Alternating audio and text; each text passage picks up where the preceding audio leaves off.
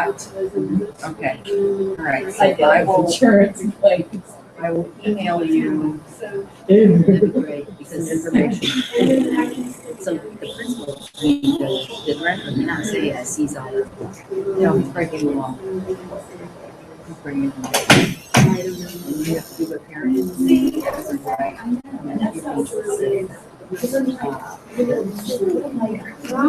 if you need to say, they're just setting themselves up for a lawsuit. And you can say, well, you know, we've done everything that is we've asked us to do, and I'm not seeing progress. So now it's my parental right to take this to litigation. Okay, I want to show you one of the emails. Are you putting those emails out and putting them in a file? I'm sending this around. This is a sign-in sheet. If you put your name, your email, if you want an electronic copy, you can check it, and I'll send you just probably the PowerPoint, and you can print off stuff you want or get links you want, and if you need CEUs. Which she's the third grade teacher. Should she go here or should she go to see the big picture? Probably big picture. Oh, there you go. Okay, kind of give you a little bit about. And I can take you there, but It's different though. it's different. Oh, It's different. Okay, never mind. It's way different. Essentially, I was trying to debate who but you give you a little bit. Maybe I could just forward to you. That Why way, don't you do that? Forward it. so that I can read it. Yeah. That way, you give you a little bit of a flavor. See, I already have. You will give out a certificate for. Okay. Because I have lessons. I don't have to have the hours. I just choose to do the hours. So. Would you like a For certificate? the revised evaluation? Yes. You know, should I check that? I would. That would So be that I nice. have it? Okay. In case they changed it and saying, hey, now you have to. They shouldn't be able to do that. Lovely You never rise. Laura, Just what's your love the email? rise. I'm gonna give you a card. Oh, thank you. You know what I And mean? my school, we just had a meeting yesterday. My school, they are not for the highly effective and effective. You know what the difference is between that? $1. $1? $1 because they are so upset with the state Kind of, for having to you do know, that way it's not misrepresentation. to do evaluations in that way. Because all it does is, yeah, I'll tell you, at least in the atmosphere from my Of what has school, happened with. is it hits teacher against teacher. Yeah, hey, look what I'm doing. But now you don't wanna share anymore. You don't wanna collaborate. You don't wanna, And they want us. you want who gets the credit. Exactly. Who gets the, Is that sad or is that sad? You could take them. I just- I know. It's another reason why I love what I do, because I'm able to work with people, but I'm working with people as an outsider. So I can just be friendly and I don't have to, I can have the best interest of the kid in mind. And that's what everybody really has in their heart. They do have the best interest of the kids. It's just when you get caught up in stuff like that where it's like you feel like, morale is down. Yeah. There's big reason why. all right. So for this session, we're going to talk about phonological awareness. Phonological awareness is, what is phonological awareness? It's paying attention to the sounds that are in our language. It is very important for learning to read, and it is one of the earliest signs that you're going to have some issues, perhaps, is having phonological awareness issues. So it's paying attention to the sounds. It's what we hear in our language.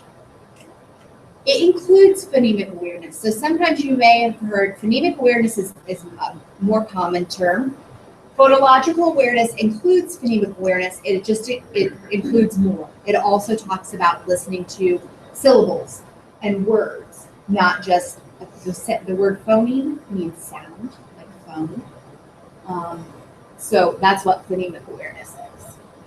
Phonemes are the smallest parts in our language. So they're the individual sounds that we hear in words.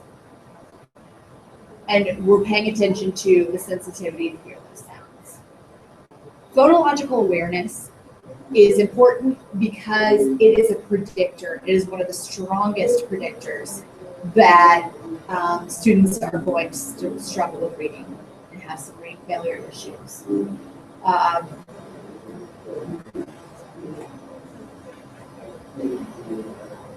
And it's been very studied. It's been very well studied and shown that you can predict from an early age, from preschool and kindergarten, by using some of these phonological awareness assessments, who will struggle. Joshua, can you help with the lights?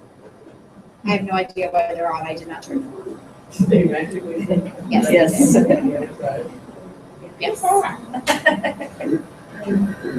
Yes. Thank you.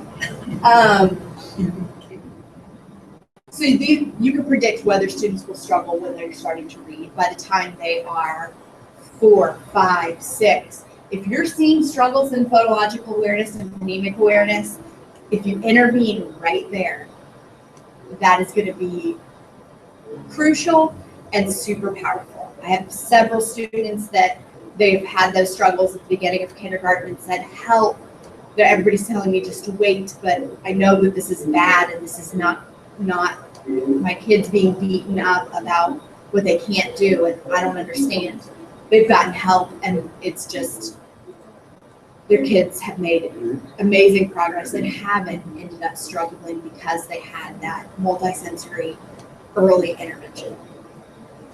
So today we're going to talk about what are the different areas of phonological awareness. This is some quotes that just say, from researchers in the field, that say how important phonemic awareness and phonological awareness are.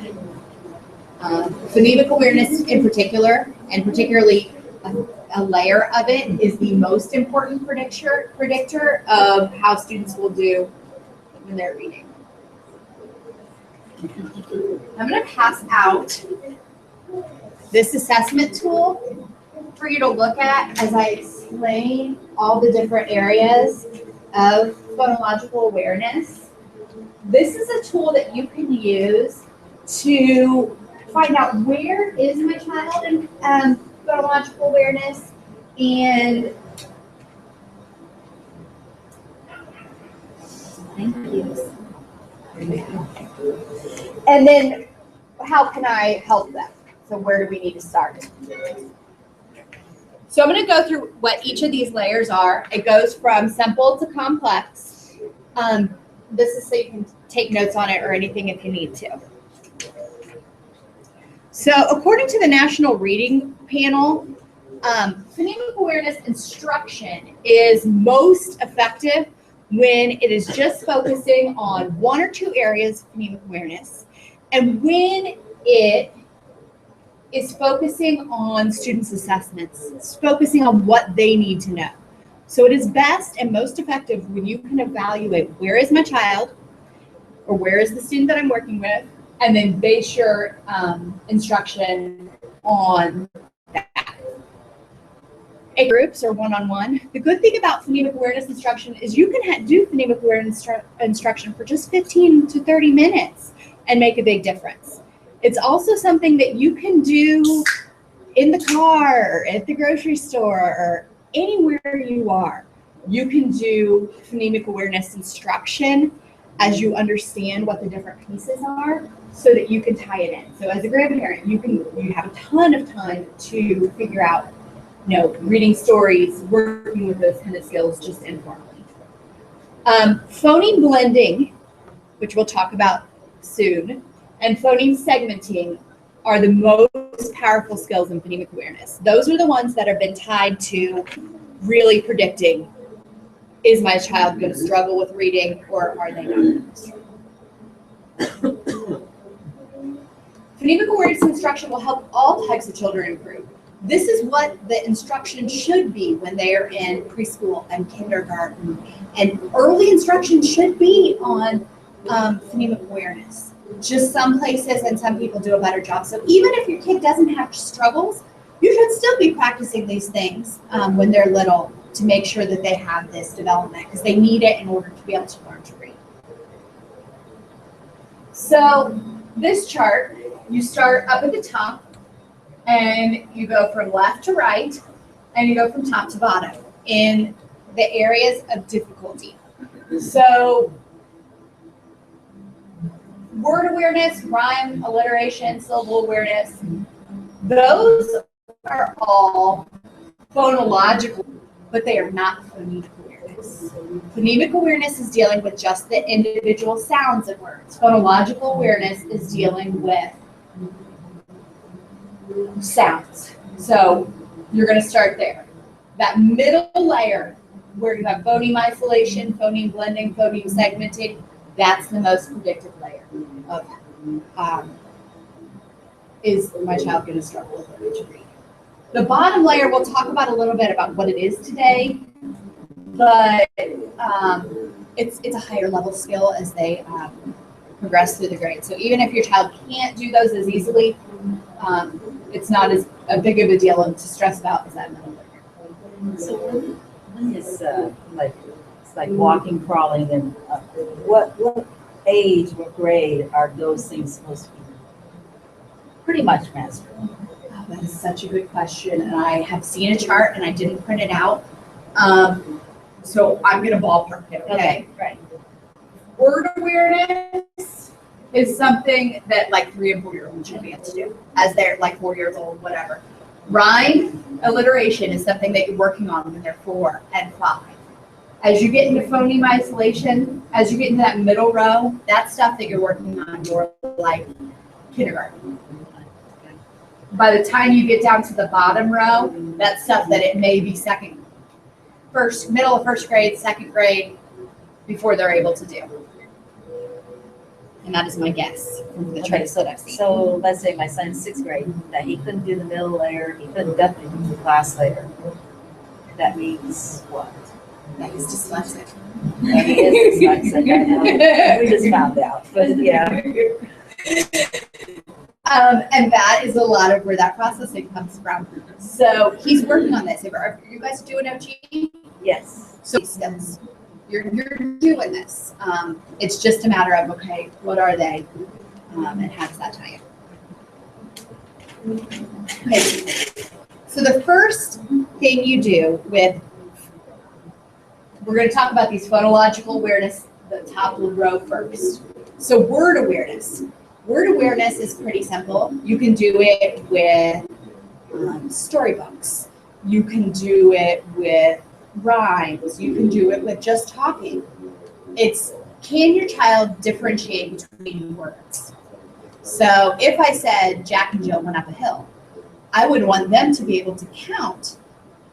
And it's not about counting. It's about being able to see that there are different words. So I would want them to be able to say Jack and Jill went up a hill. So being able to realize that we're each doing something, and it can be like, it can be a sticker, it can be a Lego, it can be they're taking a step. Something to realize, hearing different words and understanding that words are different. So, what about Twinkle Twinkle Little Star? What would I hear then? What? I would hear rhyme. What do I want to hear if I'm working on word awareness? All you're going to do, okay, everybody put your hand out.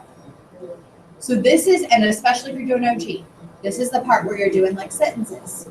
So you want to have them be able to tap out the words, you're separating words. So twinkle, twinkle, little star. You want them to be able to separate that we're working on words. Twinkle, twinkle, little star. So it's basically, can they tell the difference between that? You can do it with your fingers. There's a bunch of different ways that you can practice those skills, but you're just practicing hearing different words. The next thing that you're wanting them to do is to do rhyme.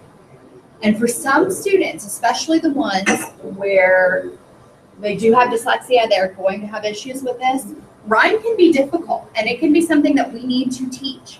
And a lot of practice that to be able to get good at it. So you're going to start with kind of modeling, listening some books that you can read and talking about and pointing out, hey, these words rhyme. Listen, they sound the same. Man, you hear that? They're rhyming. and then practicing. So let's hear some words. Cat and bat. Do they rhyme? Let's see, do they rhyme? Give me a thumbs up if they rhyme. Yeah, they rhyme. Dog and bone. Do they rhyme? No, they don't rhyme. So just paying attention to those two words, and you'll notice on here, that's section 2. So section 1 was sentences, section 2 is rhyme, where you just give them two words and say, do they rhyme? And they let you know whether or not they do. The next thing you're going to practice with, more practice with rhyming. Sometimes rhyming, and I have found that my students that really struggle, we practice a lot with rhyming. Rhyming is hard. So having like a header or some sort of game where we have a pig and a can.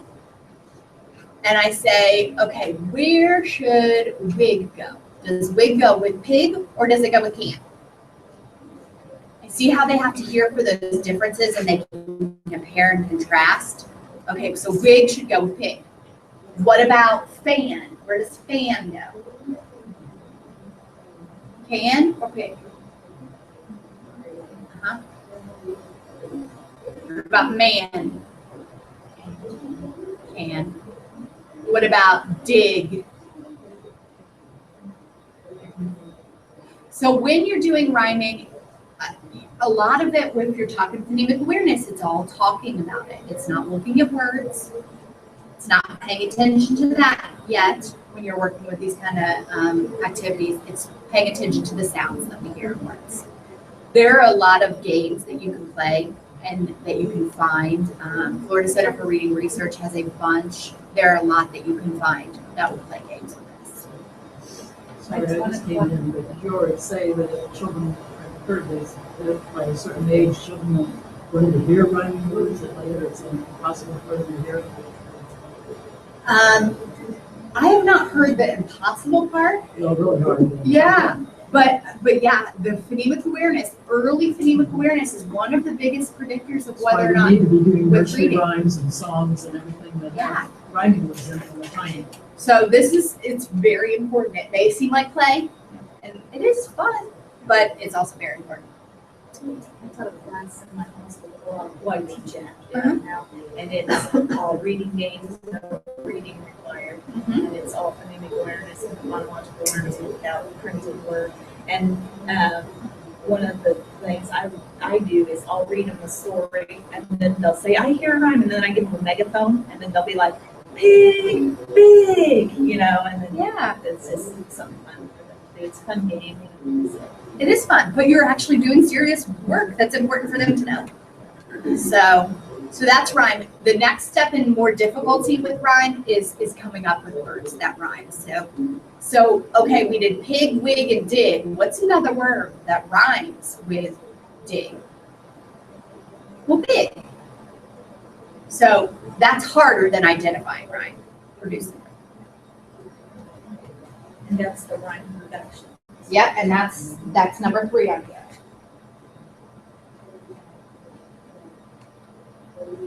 Okay, the next thing that I have there is alliteration. Alliteration is listening to and paying attention to things that start the same, things that start with the same sound. So it's just recognize that. Where did my video go? Go back.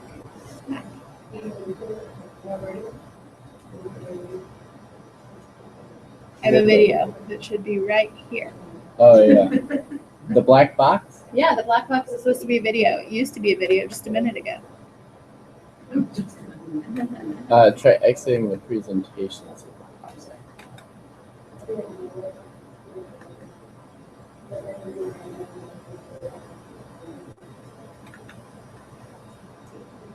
Did it open? Or is it still a black box? It's still a black box. Let me try to open up my presentation again because I closed it all the way out. With alliteration, a lot of times you'll find books like at the library that work on alliteration where you notice that the words all start the same. Reading books like that and practicing is a great way. This video that I have that will come up is also a fun way to practice alliteration.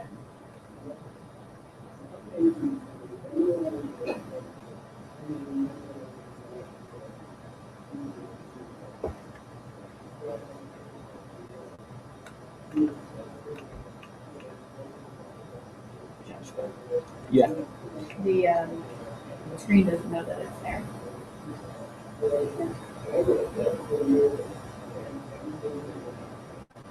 Do you know the link to it?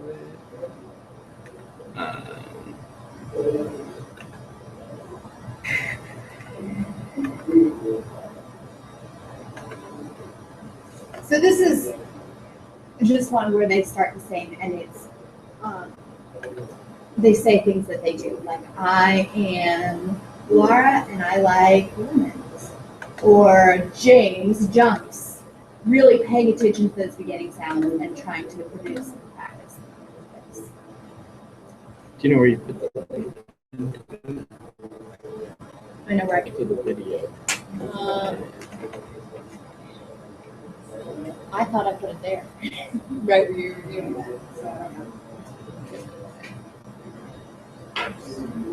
So then the next thing that you're going to work with with students on is syllables. Being able to hear syllables in words and tapping out and separating syllables in words. I'm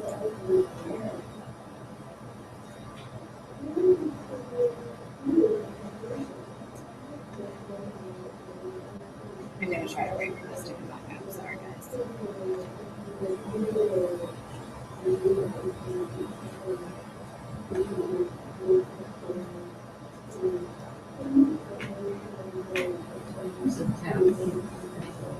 Yeah, absolutely. You can clap.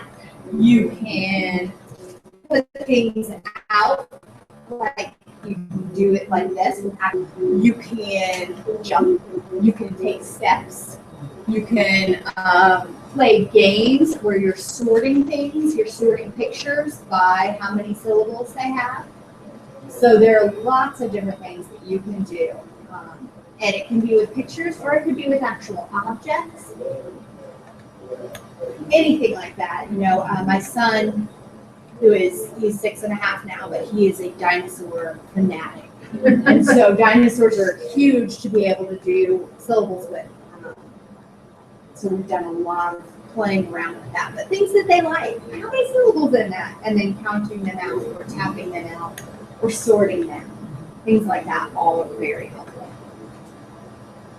And with the Florida Center for Reading Research, if you go there, they have a lot of center activities that are free that you print out if you go to their center activity area for kindergarten, first grade, and second, third grade. They have phonemic awareness activities that are free that you just print out and have pictures and such. It's okay, Joshua. Can you just Florida Center for Reading. Florida Center for Reading Research.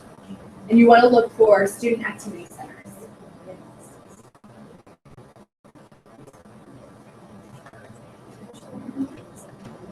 Hey Joshua, it's okay, Yes. you can skip it.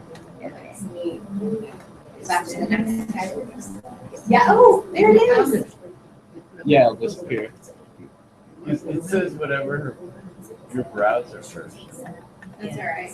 We'll just skip it. You do it. Yes. Right. It's right here. It's Thank you. Yeah, with the buttons. Oh, I forgot. Is it in the video? Okay. So syllables, practicing hearing and blending and manipulating syllables. So the first thing is, okay, cat. Let's clap them. Ready? Cat. That was one. Rabbit. Rabbit. Flamingo. Flamingo. So practicing doing that and doing something and sorting and doing lots of practice with that is very helpful.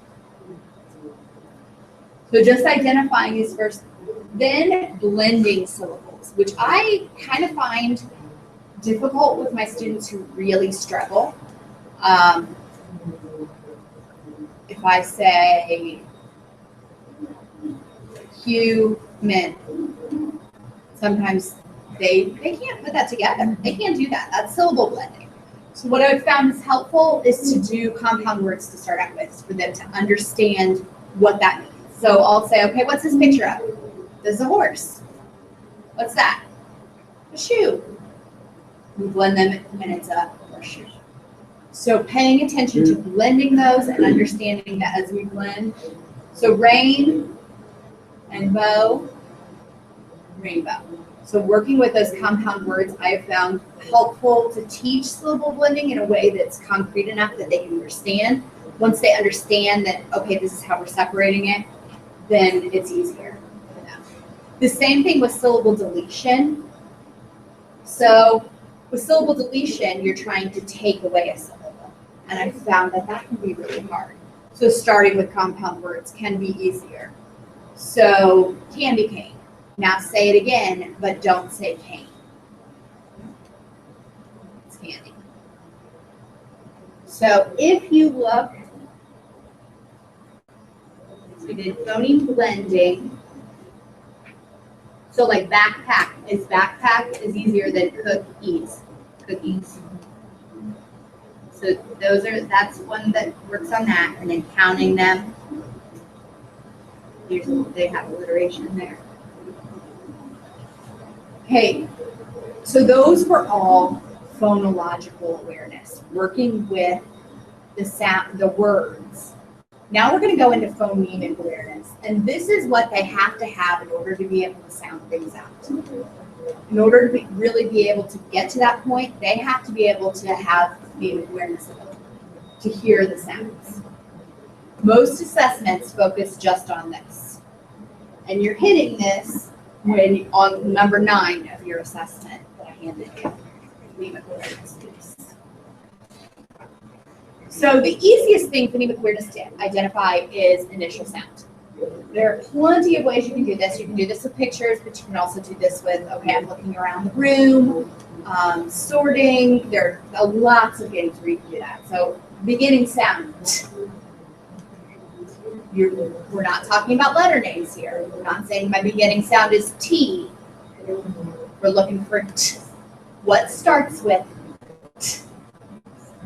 So, turtle, turkey, tiger, coming up with and sorting and practicing with things that begin like that.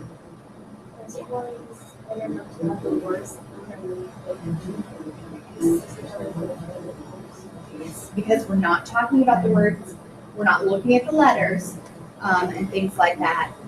A lot of times they'll tune it out anyway, but that's why we're not talking about letters yet. We're just paying attention to what are the sounds. Popcorn and foam both start with the same letter, but they don't start with the same sound. Phone, fizz start with the same sound, but they don't start with the same letter. When we're working on phonemic awareness, we're just working on the sound. Does that make sense? So then you go from beginning sounds are easiest. Then you're going to go to ending sounds. That's the next easiest. So in phoneme identification for ending sounds, this is a picture that I found. Who can find some things that end with the sound? Yeah, say it out. Stop. There's a stop sign. What else ends with ship and sheep and mop? What about this? Does this end with? It ends with the P sound. It ends with the sound, right? So when you're talking phonemic awareness, you may be thinking in your head, well, that doesn't end, that ends with a B. No, it doesn't. It ends with a sound.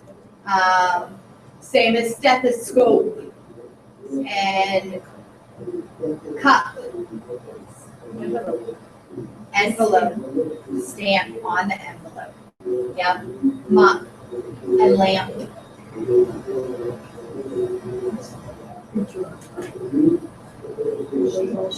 I think they're all sheep. There's a cap on the telescope. So they're drip and drop over there. So there's lots of ways that you can do that. You can find ways to do that around the house or at the grocery store or anywhere you are, paying attention to once you know that they've mastered being able to find words that start with a or once they can hear those initial is hearing the final sounds.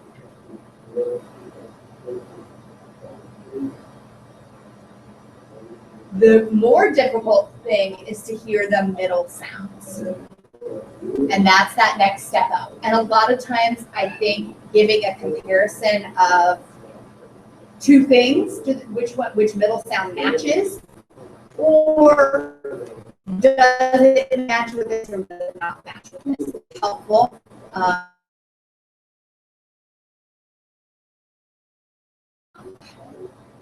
Okay, so cut would go with us. Socks. Bug. So would go with bus. I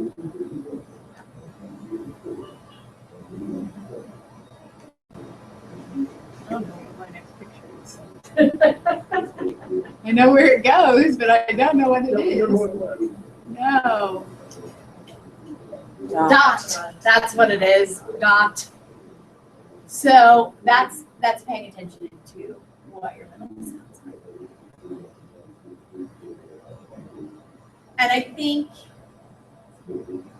phoneme isolation with beginning sounds is easy.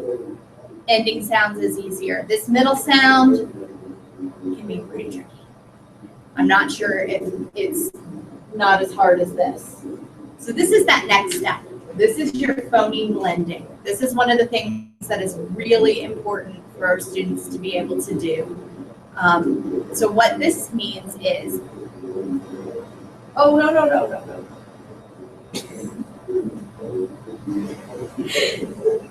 Okay, so I'm going to say a sound, and you're going to play the Guess My Word game. So let me actually.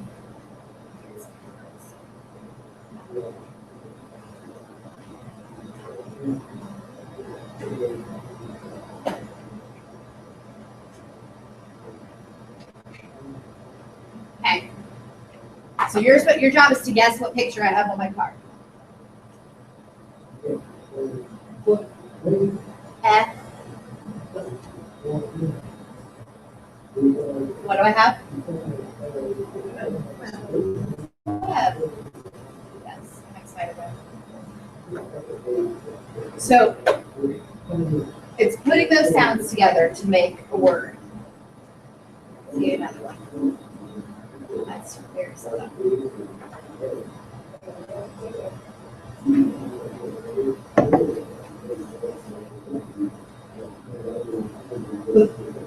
O. What's on my card? Yeah. So that's phoneme blending, and that's very powerful. They have to be able to do that in order. Can you see how that would help? If you know the letter sound, you have to be able to say each of it together. So you teach that usually before they get there. The next, anybody have any questions or need me to stop? Okay. The next thing is phoneme segmenting. Phoneme segmenting is really important for spelling, and it's what we're doing when we're having kids finger spell. So phoneme segmenting is taking a word like job, saying the word back and being able to say that it's job. Make sense? Okay. Phoneme deletion has now you've moved into the higher up skill that I would be okay if my kindergartner at this point in the year was having trouble with this. This is harder. It takes a while to learn this one. So phoneme deletion is when you're taking a sound away from the words. So if I said fish, and now say the word, but this time don't say, you would want them to say fish. Okay, so that's the deletion part. That's easier. Then the next step is addition. So saying top, and then now I say it again, but put s at the beginning. So, right. The highest skill on the phonemic awareness order that I've given you is phoneme substitution. This is a much more difficult skill. It's say ship. Now change the sh to a ch, and you get chip. That's a more difficult skill. So some of the areas, I gave you this 2-piece phonological awareness assessment. I liked this one because it goes through it from the most simple to the most complex. It gives you some way to progress monitor. It has BOY, MOY, EOY on it, and that's for you to, so at the bottom right here of each section, you have 3 different parts. You can progress monitor and see, are they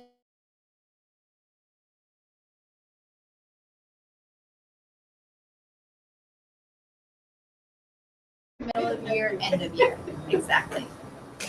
So the Rosner test of auditory analysis and the Yapsinger test of phoneme segmentation are also ones that that are for phonemic awareness, but they more specifically measure, like this. The Yapsinger just measures phoneme segmentation, and the Rosner does okay. I feel like it's harder. I like to be able to get more information. So this is what I just found online at Teachers Pay Teachers. I forget who's saying teacher. Is it you saying Teachers Pay Teachers? Teachers pay teachers. Yeah. So I use that kind of stuff too all the time, and just look and see what's out there. There's a lot of good stuff out there as long as you know what you're looking for, and you can find a lot of quality resources. So that's all I have for you on that today. What kind of questions do I have? Any? This is new to me. Okay, so is this part of the work you're doing now? Yes. Right. Let me, so that's finger spelling. And what they do is they're doing the phoneme segmentation. Because a lot of times, if you're dealing with dyslexia,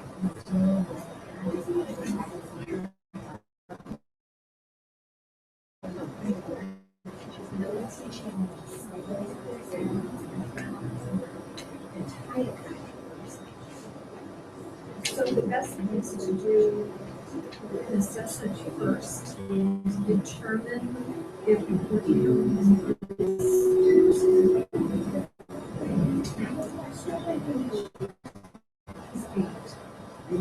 but this situation is that this mother died when he was in first grade. She was re-diagnosed with cancer because of the birth. So a lot of his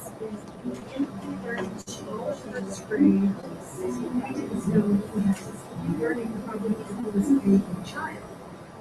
And so he went into second grade because it was recommended not to retake him in first grade if there were any teenager issues in the beginning. He did not get it. And despite all that I've been trying to help him do, not knowing he's now repeating the second grade. So he's doing a little better, but I don't think he's where I like to see this.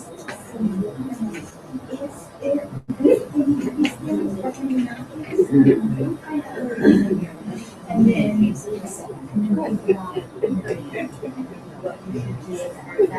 started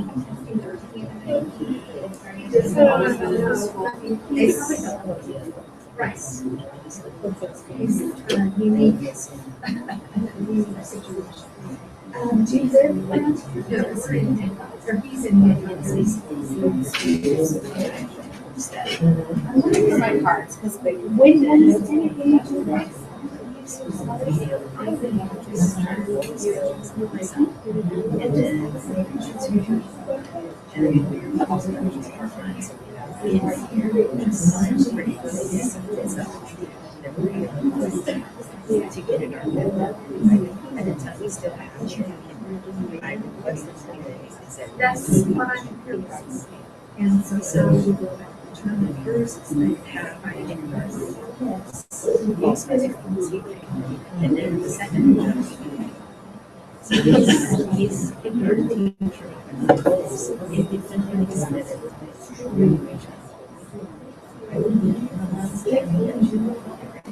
The special teacher, when he In kindergarten, yeah. So, I don't know if they did it.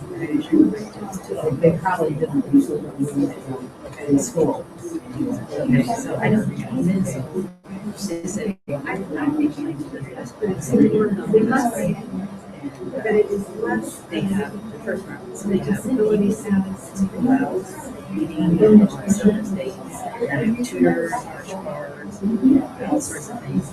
A year went by, and yes. And so I then went second part of the first grader.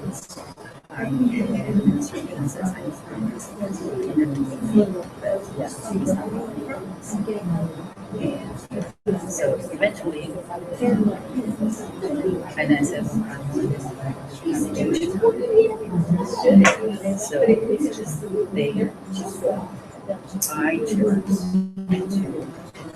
chose to keep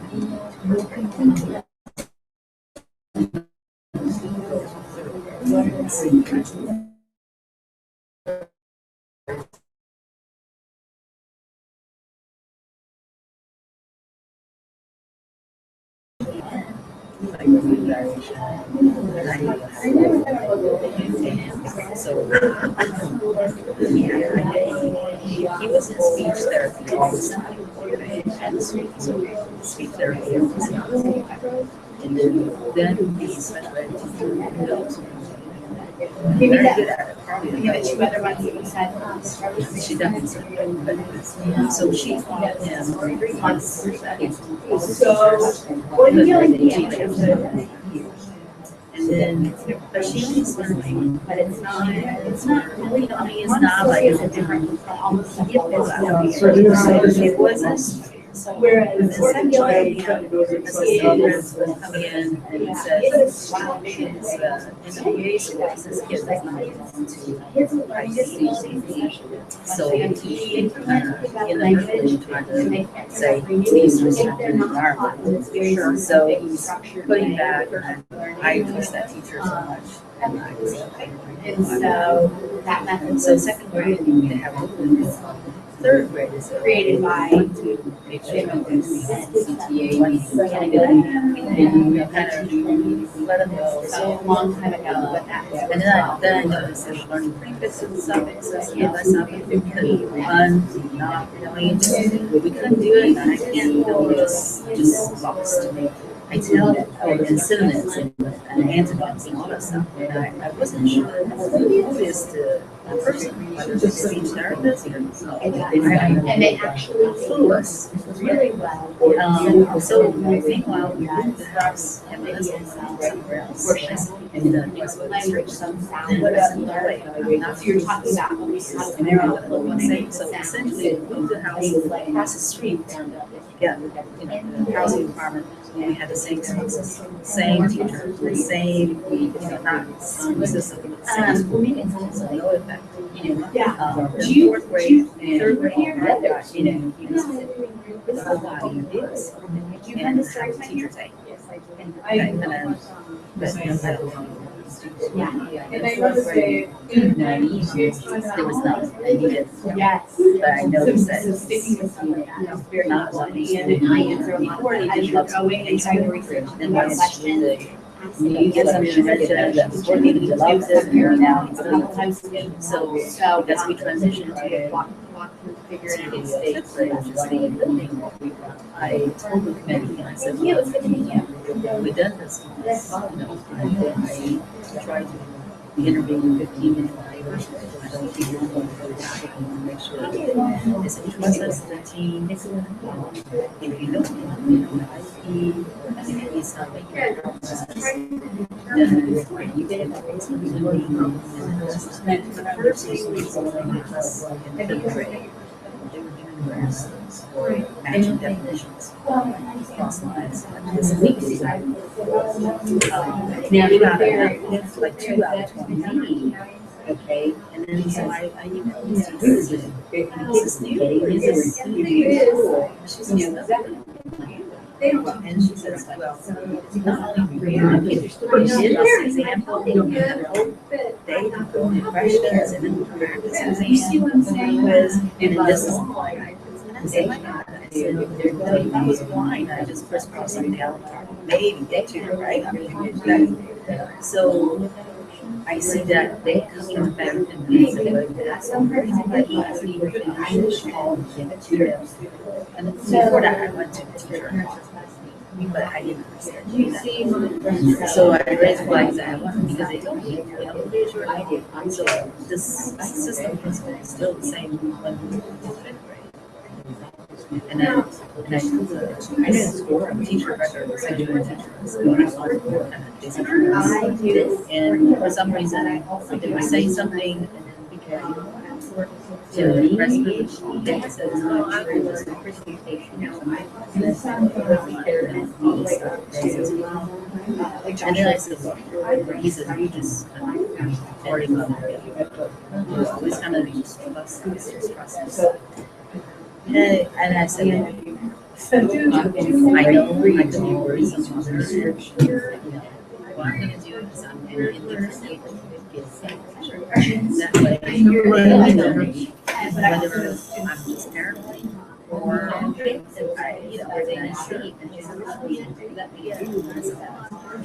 So I said, but so I hold on that. I didn't suggest or anything. I said, I'm going to give them independence, so I'm going to hurry, right? So I was having an insurance stuff on the website in the areas, and that's when I kind of just presentations and that's how. And there was like, because I didn't want to do it in school. So we had after school hours and fit in her schedule. So it took like 12 hours from October to December that time. Because we just, go whenever it is time. That's not this easy schedule. And she got that report. And Phonemic awareness, significant depression, less than 1%. And my husband saw it, and we had an argument because he says, well, that means he gave you you know what I mean? Because there's a less. So, and I went in to the council session, and I said, okay, thank you. What does that mean? I said, thank you. Like a large paper. And like his grade level is 5. But some areas he didn't improve. So I went back to the special ed teacher.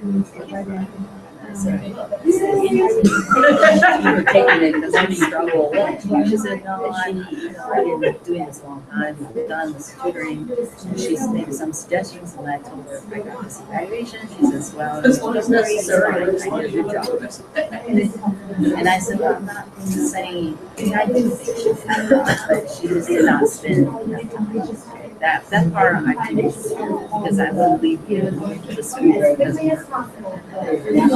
so I give her the report, and she said, we go on the positive side. So essentially, sometimes she was saying that I tend to look at I should focus on the success and not focus on less than 1% significant. So I have a dialogue with this is a past I give a letter to work right away. I didn't go back because I thought, okay, I'm not gonna have this. And he's like, we don't accept the sub-tests. So like if you have certain things and then you get average at the end. So he said, we don't accept sub-tests. And I said, well, and I didn't know there was too many tests, and I didn't know what they were. So I went to DRI and I said, well, I'll pay $50 an hour to interpret this. And then Melanie or somebody says, okay, so she looked at the score, she said, this is very amazing. She says, well, I think there was a oral expression and understanding delta was 1.6%. She says, that's Good a conversation. big It delta. was so funny because I was sitting there, because I'm playing, so I'm looking over here watching. I would suggest you would get one. So, Mary Beth will take everything.